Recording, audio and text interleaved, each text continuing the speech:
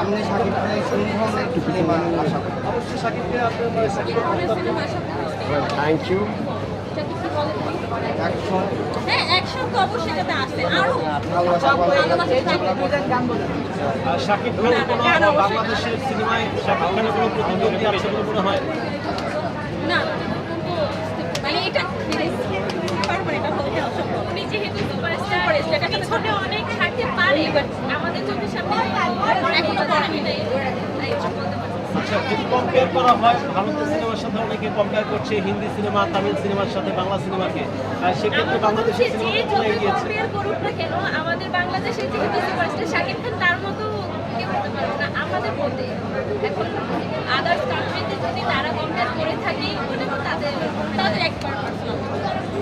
আচ্ছা, শাকিব খানকে নিয়ে কোনো স্পেশাল বাক্য কি আছে, কোনো কথা কি বলবেন?